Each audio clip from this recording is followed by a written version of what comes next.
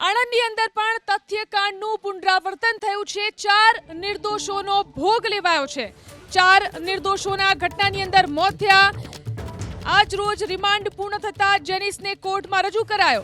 જેનિસ પટેલના રિમાન્ડ પૂર્ણ થતા કોર્ટે જેલ હવાલે કરવાનો હુકમ કર્યો છે।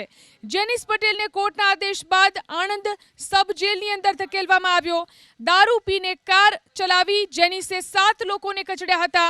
અકસ્માત બાદ જેનિસ કાર મૂકી ત્યાંથી ફરાર થઈ ગયો।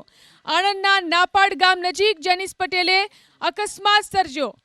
તો આણંદની અંદર તથ્યકાંડનું પુનરાવર્તન થયું, જેમાં 4 નિર્દોષોનો ભોગ લેનાર જેનિસ પટેલને કોર્ટમાં રજૂ કરવામાં આવ્યો। આજ રોજ રિમાન્ડ પૂર્ણ થતા જેનિસને કોર્ટમાં રજૂ કરાયો। ત્યારે જેનિસ પટેલના રિમાન્ડ પૂર્ણ થતા કોર્ટે તેને જેલ હવાલે કરવાનો હુકમ કર્યો છે। તો દારૂના નશામાં ચકચૂર થયેલા જેનિસે 4 લોકોને કચડ્યા હતા। એક જ માંગણી છે કે અમને ન્યાય એ તાત્કાલિક જેટલી વહેલા ધોરણે મળી શકે એટલે મળે। એના કારણે અમે આ ઘટનાના કારણે જે આણંદ વિદ્યાનગરના બધા સ્ટુડન્ટો એ જે ભોગ બનવાના કિસ્સાના કારણે અમે ડરનો માહોલ અને એક બીક અનુભવીએ છીએ અને અમારી જે પણ ભણતરના પણ આની અસર થાય છે। તો અમને વહેલા ધોરણે આનો નિકાલ મળે અને અમને આ જે જેનિસ પટેલ છે એને કડકમાં કડક સજા થાય અને અમારા જતીનભાઈને એ ન્યાય મળે અને એની આત્માને શાંતિ મળે એ માટે અમે તમને સમક્ષ રજૂઆત કરીએ છીએ। અને આગળ પણ જો અમને ન્યાય નહીં મળે તો અમે આવેદનપત્ર અને ઉગ્ર આંદોલનની પણ ચીમકી ઉઠાવીએ છીએ। સદર બનાવની અંદર 4 વ્યક્તિઓના કરુણ મોત થયેલા હોય બનાવની ગંભીરતા સમજી ઇન્ચાર્જ પોલીસ અધિક્ષક શ્રી અતુલકુમાર બંસલ સાહેબની સૂચના અને માર્ગદર્શન હેઠળ આણંદ રૂરલ પોલીસ સ્ટેશન દ્વારા તપાસ કરવામાં આવેલી। આ વાહન ચાલકને પણ ઈજા થયેલી હોય ને આઈરિસ હોસ્પિટલમાં એડમિટ હોય તેને જાપ્તા હેઠળ રાખવામાં આવેલો અને હોસ્પિટલમાં એને રિલીવ કરતા આ ગુનામાં સંડોવાયેલ આરોપી જેનિસ હુજીસ પટેલ રહેવાસી નાપાડ તરવદ તાલુકો જિલ્લો આણંદ નાઓને તારીખ 3/2/2024ના રોજ એરેસ્ટ કરવામાં આવેલો। તે લંડન મુકામે સ્ટુડન્ટ વિઝા ઉપર ભણવા માટે ગયેલો અને હાલમાં તેના 2 વર્ષનો અભ્યાસ પૂર્ણ કર્યા બાદ અત્રે પોતાના વતનમાં પરત આવેલ હોવાની વિગત તપાસ દરમિયાન જણાઈ આવેલ છે।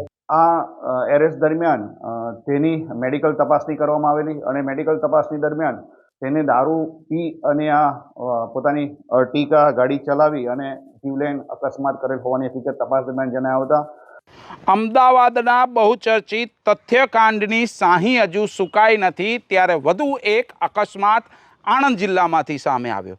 કહી શકાય આણંદ જિલ્લામાંથી પસાર થતી આ ગાડી, જેમાં જેનિસ પટેલ નામનો યુવક આ ગાડી ચલાવતો હતો, તેને સામેથી આવતા 3 બાઇકને અડફેટે લીધા, જેમાં 7 લોકો ઈજા પામ્યા અને 7માંથી 4 લોકોના મોત થયા।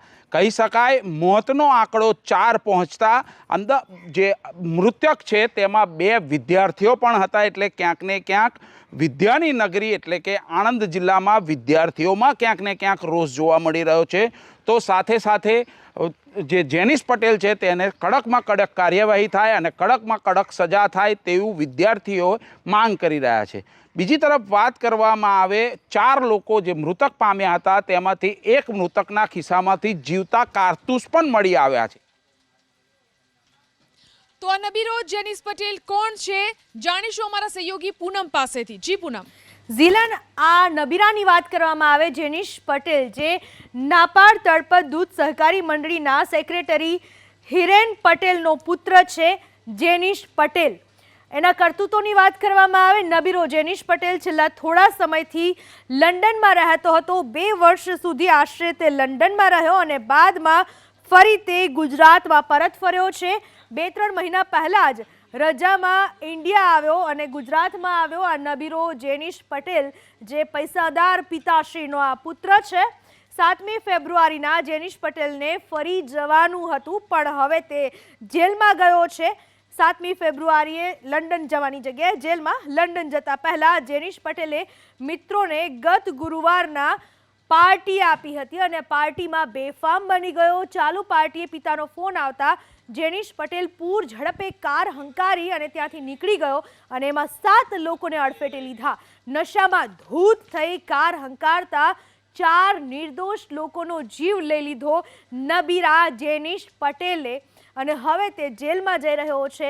નબીરા કારની ટક્કરે કોના મૃત્યુ થયા એની વાત કરીએ તો અરવિંદ ઉર્ફે પિન્ટુ જીવાભાઈ જાદવ નામના વ્યક્તિનું મોત નીપજ્યું. બીજું જતીનભાઈ લાલજીભાઈ હડિયા, જેમનું પણ કરુણ મોત નીપજ્યું છે આ જેનિશ પટેલની કરતૂતના કારણે.